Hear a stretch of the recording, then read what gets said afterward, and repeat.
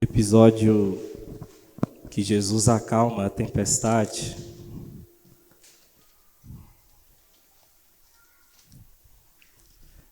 Marcos, capítulo 4, a partir do versículo 35, eu leio na NVI.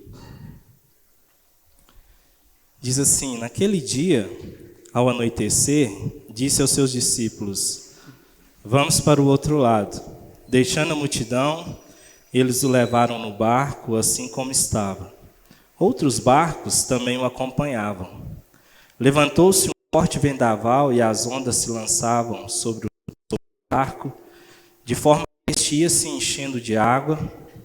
Jesus na polpa, dormindo com a cabeça sobre um travesseiro.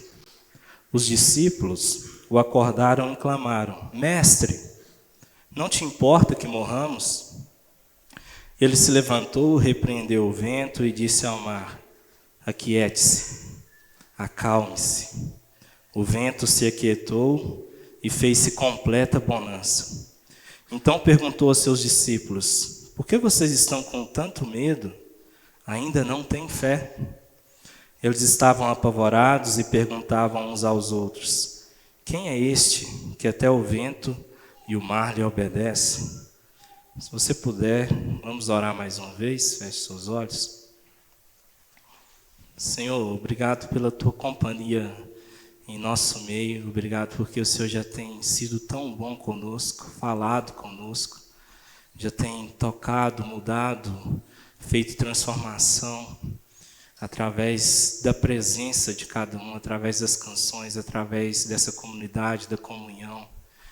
E agora rogamos misericórdia, graça ao Teu Santo Espírito para que o Senhor continue a falar conosco.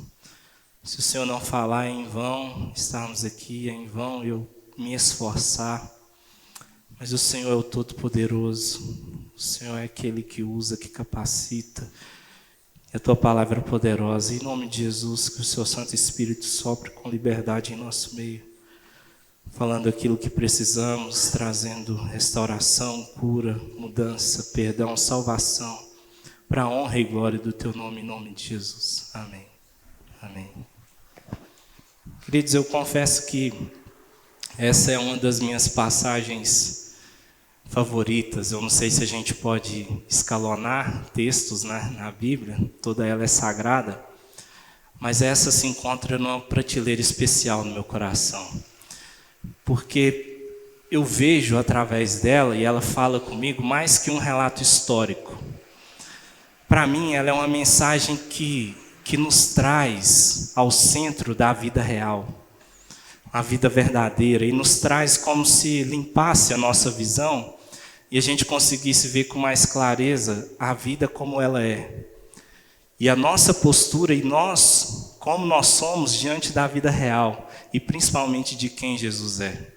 Nós vivemos em um mundo em que há uma narrativa de que se você seguir um evangelho, se você fazer um determinado passo a passo, se você seguir um protocolo, se você fazer alguns votos, e muitas vezes financeiros, a sua vida estará blindada de problemas. Você andará como um crente Robocop com armadura que nada poderá te abater, te afligir, mas nós sabemos que isso é uma mentira.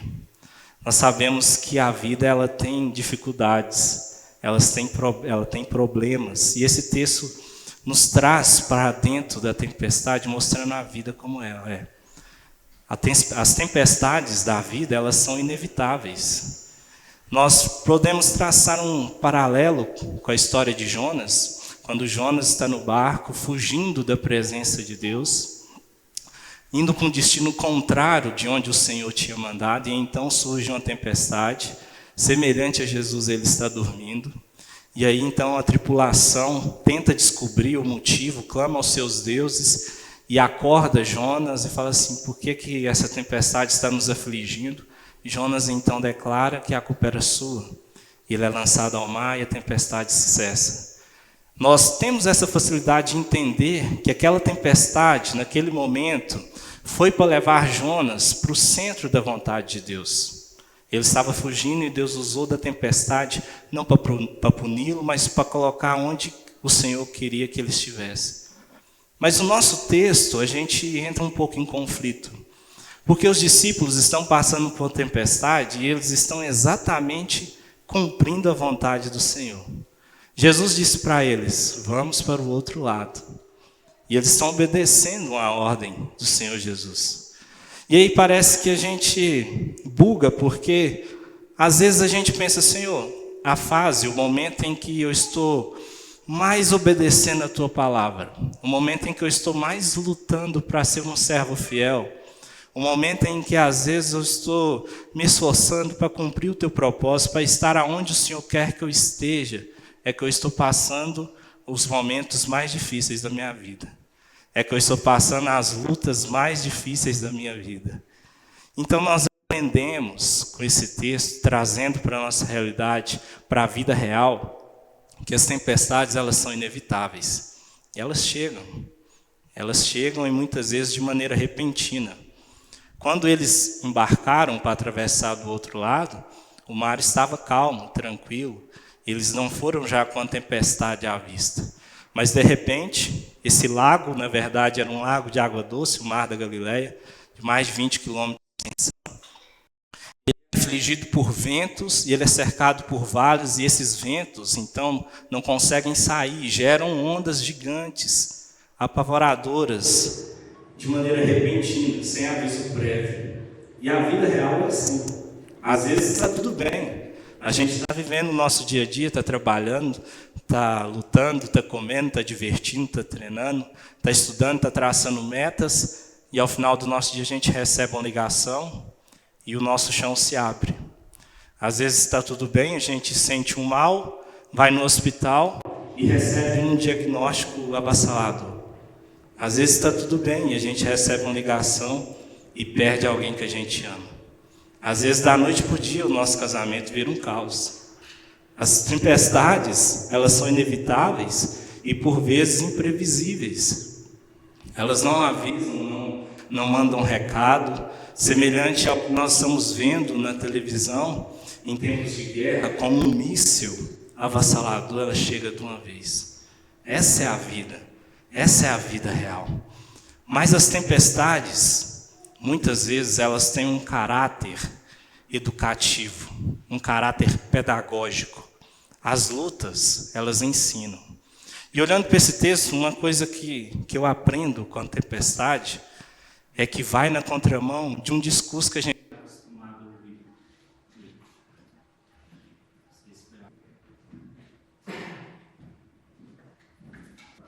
Retomando, as tempestades nos ensinam. E uma coisa que ela nos ensina é que muitas vezes elas são sim mais fortes que nós.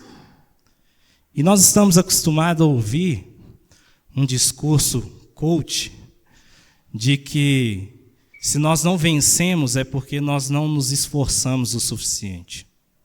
Se você está passando por isso e está nessa condição, é porque você ainda não deu o sangue, o tempo, o esforço, o suor necessário para você sair dessa situação. Você se coloca em comparação com pessoas que têm a mesma idade, e aí o mundo quer te colocar a mesma régua que você tem que ter, o mesmo patamar financeiro, o mesmo casa, o mesmo carro, na mesma faixa etária. Nós somos submetidos a culturas diferentes, a educações diferentes, a oportunidades diferentes. E as tempestades, por vezes, sim, são maiores e mais fortes que nós. E não tem problema nenhum em a gente assumir isso. A dor do luto é real. A dor do divórcio é real. A dor do câncer é avassaladora. E há um discurso paralelo ao que, se você seguir o evangelho, você é blindado. Em contrapartida, há um outro discurso de que você nasceu para vencer e que você vai conquistar onde pôr as plantas dos seus pés e que você vai ser um vencedor em tudo que você faz. E não é bem assim, queridos. A tempestade é real e o dano que ela causa é real. As feridas, as dores machucam. Os discípulos não estão jogando fora de casa. Os discípulos estão em terreno conhecido. Eles eram, a maioria deles, pescadores, velejadores. Eles conheciam aquele lago de ponta a ponta. Não é a primeira, não é a segunda, não é a terceira vez que eles entram ali. E ainda assim, as ondas jogam o barco para um lado e para o outro, começa a entrar água, e eles estão desesperados, simplesmente porque as ondas é mais forte que eles e mais forte que o barco. Essa é uma realidade. E há um discurso paralelo dentro do próprio Evangelho que quer nos colocar como super-heróis, que vem trazendo uma fé frustrada, uma fé imatura, uma fé que não compreende a dor, uma fé que é limitada de expressar a dor. Nós aprendemos essas lições com a tempestade. Elas nos ensinam. Então, diante desse caos, diante da incapacidade, eles chegam até Jesus e, por mais irônico que pareça, Jesus está dormindo. Jesus está dormindo. E agora, o medo, o desespero causado pela tempestade externa passa a fazer parte internamente do seu coração. Porque eles olham para Jesus e o sentimento que vem dentro do coração deles é: nós vamos morrer e o Senhor não se importa. Nós vamos morrer e Jesus está indiferente. Jesus está dormindo.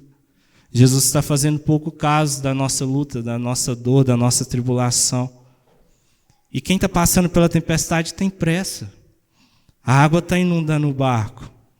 E por vezes a gente não consegue esperar, compreender e saber o tempo de Jesus. O sono de Jesus, na verdade, não revela o descaso. Na verdade, revela um amor tão grande que Deus, o Eterno, se coloca no tempo e se faz homem. E ali é um sono do mais sincero homem, que passou o dia inteiro ensinando. A humanidade de Jesus é revelada de forma plena, num sono profundo, exausto. Porque ele não ensinava apenas cumprindo uma tabela, cumprindo uma agenda. Ele ensinava com amor. Ele ensinava tomando para si as dores de toda a multidão. Marcos 6 vai dizer que muitas vezes Jesus nem os discípulos tinham tempo sequer de comer. Porque Jesus servia, e servia com intensidade o tempo todo. E ao entrar nesse barco, então, Jesus entra num sono profundo de exaustão. Os discípulos, apavorados, acordam a Jesus clamando: Senhor, nós vamos morrer, o Senhor não se importa. Jesus então desperta, e um paradoxo que faz a nossa compreensão talvez ser limitada, mas é que enche o nosso peito de gratidão. Jesus então revela a sua humanidade e a sua divindade. Como quem que ordena um cachorro adestrado, Jesus dá ouvido aos ventos e manda: aquieta-se, acalma-te, cala-te, sossega. E então a bonança ela é plena. Meus queridos, nós estamos diante de um amor tão grande que se fez homem, mas que jamais deixou de ser Deus. Os discípulos que questionavam: Senhor, o Senhor não se importa, nós vamos morrer. Agora vem um homem cansado despertar e repreender aquilo que estava a ponto de matá-los, aquilo que é maior que eles. E a analogia do mar é perfeita, porque eu não sei quantos de vocês já estiveram no mar, e nós somos pequenos, frágeis demais diante das ondas. Qualquer onda é o suficiente para tirar o nosso apoio e nos varrer para o lado que ela quiser. As grandes embarcações são insuficientes para deter a fúria do mar. E Jesus, com a voz, ordena, e o vento e o mar lhe obedecem. Jesus acalma a tempestade externa e agora passa a tratar das tempestades internas. E devolve a pergunta aos discípulos dizendo: por que vocês estão com tanto medo? Por que vocês não têm fé? E Jesus aqui nos ensina que muitas vezes o oposto do medo não é a coragem, É a fé, é a confiança, é reconhecer que nós não podemos, é reconhecer que aquela luta é maior que eu e o que me resta é me prostrar diante do Salvador e clamar por misericórdia e dizer: Senhor, eu não consigo, eu vou morrer, me ajuda. Isso é a fé. E Jesus dá motivos para eles confiarem. Voltando ao início do nosso texto, Jesus dá a ordem: vamos passar para a outra margem, vamos passar para o outro lado. E eles se esqueceram que Jesus havia prometido. E a promessa do Senhor, ela é um fato consumado. Nenhum dos seus planos pode ser frustrado. E Jesus falou que ia passar para o outro lado, é porque eles chegariam do outro lado. O problema é que às vezes nós nos apegamos às promessas que não foram feitas para nós. Jesus não nos promete que iríamos passar para o outro lado, deitando em uma boia e passeando naqueles rios lentos lá do Hot Park, de Caldas Novas, contemplando a natureza. Jesus não nos promete que a gente passaria pelas dificuldades da vida como um jet ski pulando as ondinhas. Ele nos promete que nós chegaríamos lá.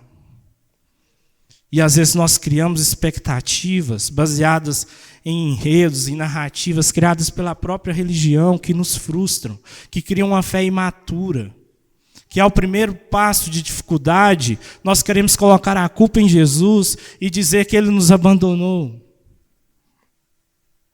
Jesus promete o destino, a chegada segura. E Ele promete a companhia dele. Ele não fala, vão para o outro lado, Ele fala, vamos para o outro lado. Jesus nos assegura a presença dele. Eis que estarei convosco todos os dias. E a presença de Jesus assegurada naquele barco teria que ser suficiente para trazer paz ao coração daqueles homens. Porque eles estão diante do Rei dos Reis, do Senhor dos Senhores. A presença de Jesus foi esquecida, foi ignorada, e os discípulos colocaram Jesus como um mestre apenas que ensinava com autoridade, que falava bonito, que tinha uma oratória boa. Eles esqueceram que Jesus estava querendo ensinar para eles, na prática, o que Jesus havia passado o dia inteiro ensinando na teoria. E Jesus faz essa transição do ensino prático agora com eles. A tempestade não estava fora dos planos de Jesus, a tempestade não pegou Jesus de surpresa.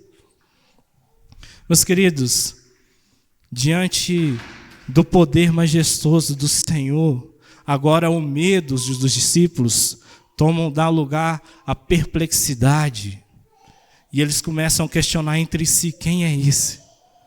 Quem é esse que até o vento e o mar lhe obedecem? Meus queridos, Jesus, esse é Jesus. Aquele que controla a natureza, porque foi Ele quem a fez. Na eternidade, antes de qualquer matéria pré-existente, Jesus deu a ordem, as coisas vieram a existir, e nada que existe teria vir a existir sem Ele. É aquele que fez os bilhões de estrelas e as chamas pelo nome, e quando dá a ordem, elas obedecem. Esse é Jesus que está no barco com eles.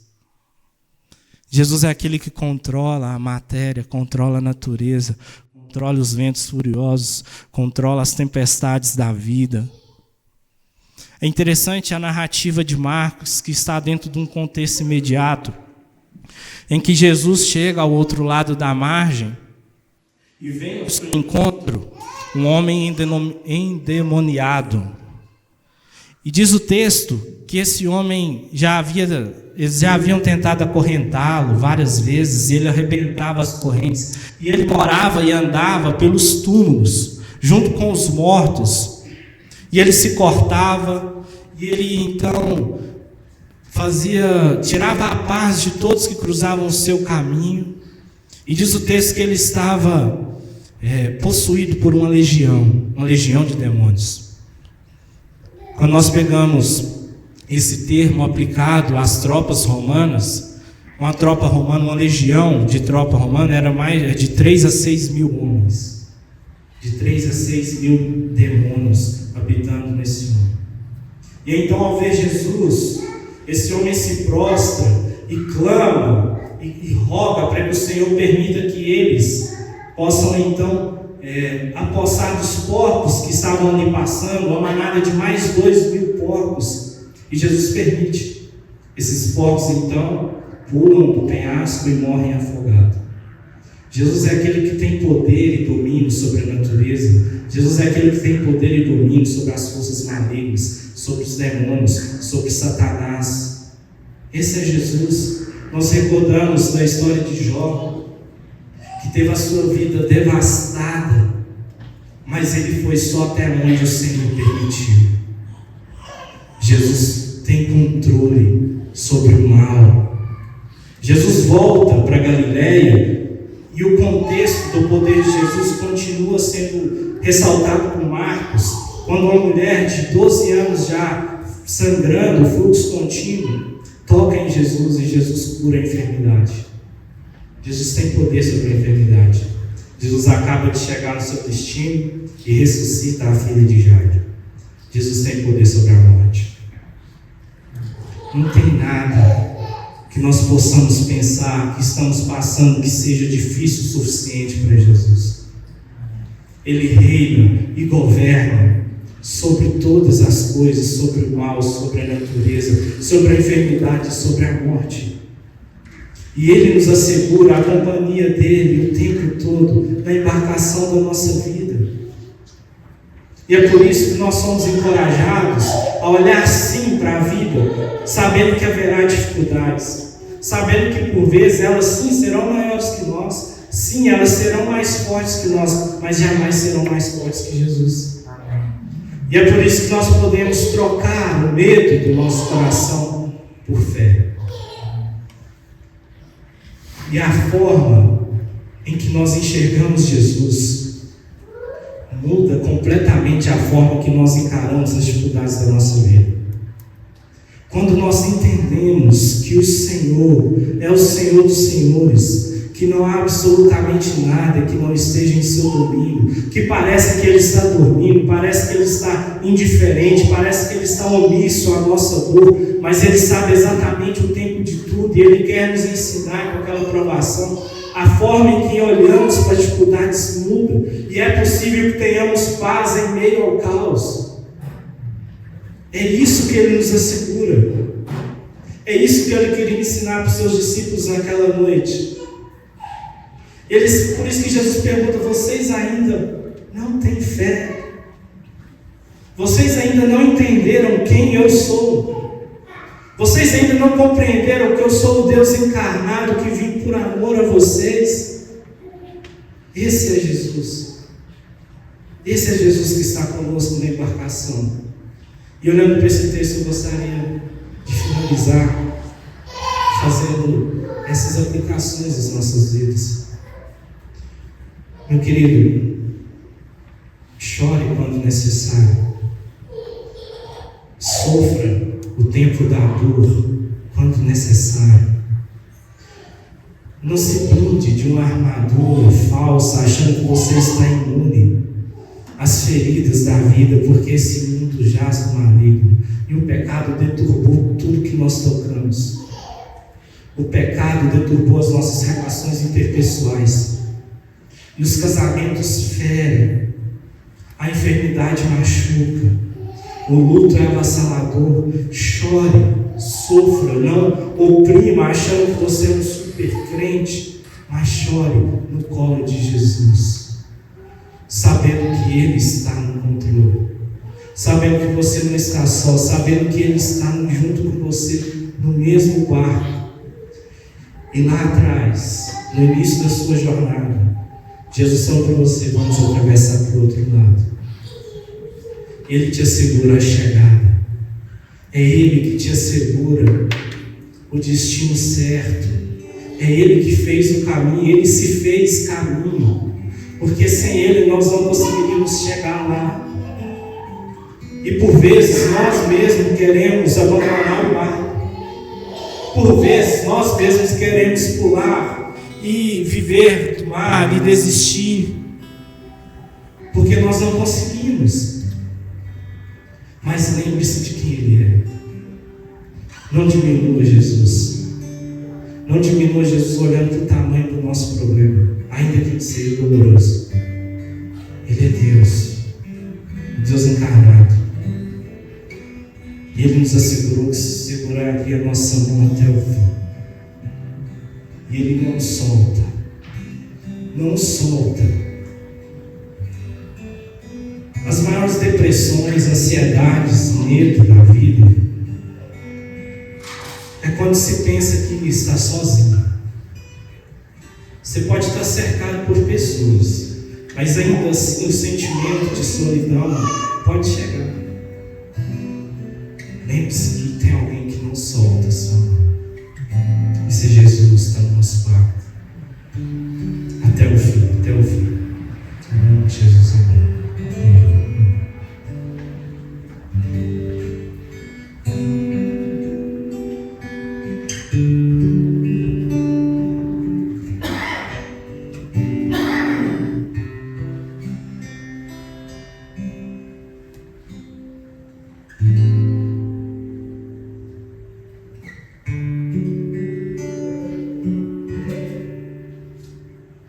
Quando a vida se torna difícil, quando você não se sente alguém, quando o desprezo invade a sua alma, quando das marcas só restam feridas,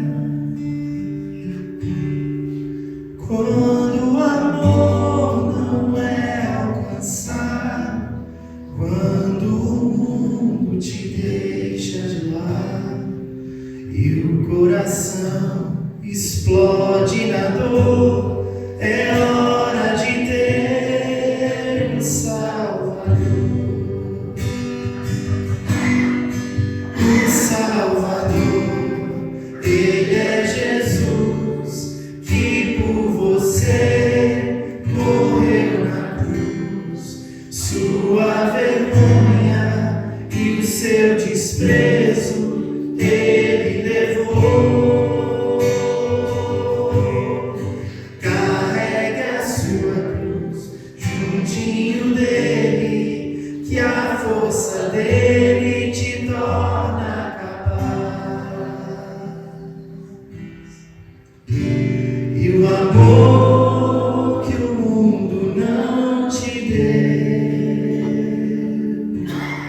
Jesus te dá. Obrigado, Senhor, pela sua presença doce conosco nos momentos difíceis. Obrigado, Senhor, porque embora sejamos pequenos e limitados, o Senhor, que é grande e poderoso, nunca nos falha, está conosco, Senhor Jesus. Por isso nós cantamos: o Salvador, Ele é Jesus, que por você morreu na cruz. Sua vergonha e o seu desprezo Ele levou. Carregue a sua cruz juntinho dele, que a força dele te torna capaz. E o amor que o mundo não te deu, Jesus te dá.